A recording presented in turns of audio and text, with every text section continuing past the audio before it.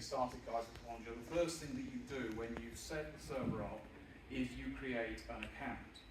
And when I see the words create an account, I think, oh, that'll be administrator or James or something like that. I think human being. An account in Conjur is actually a logical construct. It is the top level object in the hierarchy. So an account in Conjur terms is actually something that contains all the variables, all the policies, user accounts. So users are not accounts. If you take one thing away from my ramble right now, it is that accounts are the top level object in the hierarchy.